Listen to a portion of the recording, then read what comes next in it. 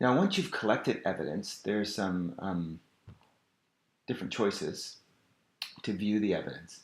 So if I tap on any of the evidence I want to view, so let's look at Anita Bath. You see there's a little photo there. So I tap on that. I can remove the evidence, basically clear it out of there, or view or play. So let's take a look at view or play for a second. If I tap that, it's just going to open it up and I can see the evidence just more clearly. If it was I'm going to press done. If it was a video, then it would open up and play the video. And I'll just tap on that, get rid of it. And so on. If I tapped a link and press view or play, it would open up the document in whatever cloud space I was using. Now sometimes you'll have to type in your passcode, log in to your drive the first time, but then as I view anyone else in this list, it won't have to keep typing it in.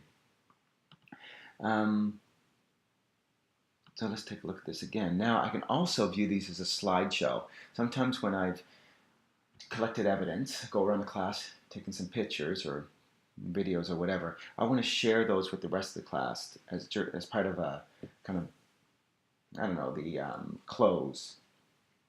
So I'll go slideshow, and it'll open up as a slideshow, and you can see if I scroll down, it has Anita Bath as the top, and as I scroll down, you'll see Igor Beaver. This is the movie. The next one is a video clip. If I press the play buttons up in the corner, they'll play that particular video or sound clip, and then just tap it and be done. So as I scroll down, next one, you can see it's photos, and so I can move up and down and say, oh, okay, Justin, explain your what you found.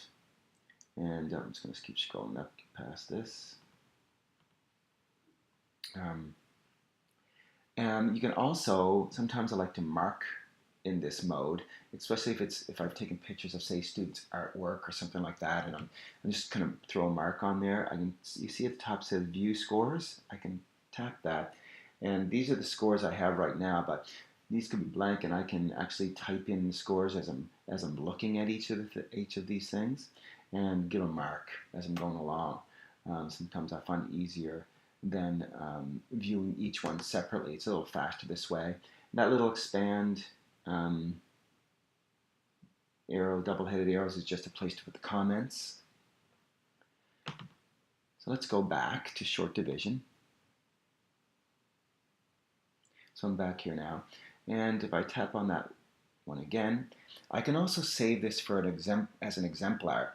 Sometimes I want to save some work that I say, this is a really good piece, and I want to show this is what I'm looking for. Or I can show like a low piece, medium piece, high piece, without the names from previous students and so on. So if I want to save this as exemplar, I tap Save for Exemplar. It'll automatically create an exemplar, or a kind of a record with short division. I just noticed I spelled short division wrong. With short division, the subject math, and grade 4, and it automatically puts it in the first spot. I can title that. I can say this is a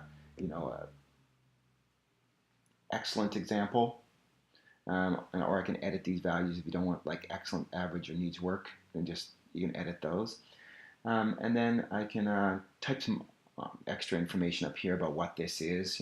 Samples of short division or something, or no, it's not even short division because this is showing addition. But and so then if I go back to press that back button, go back to this, and I might want to add this next one. So I tap this, Save for Exemplar, and it says, do you want to make a new exemplar record or add this to an existing one? Well, I'm going to add it to an existing one. That's short division. So I'm going to put existing, and it says basically tap on or choose that short division. So I choose it, and now it adds it to the second one over. And maybe this is, an average example.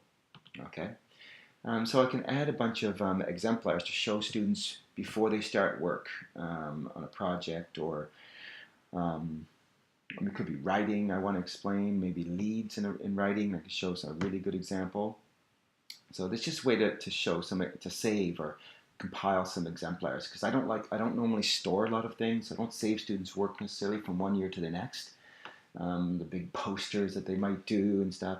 So this is just kind of an easy way for me to save that stuff without having to actually physically have the projects.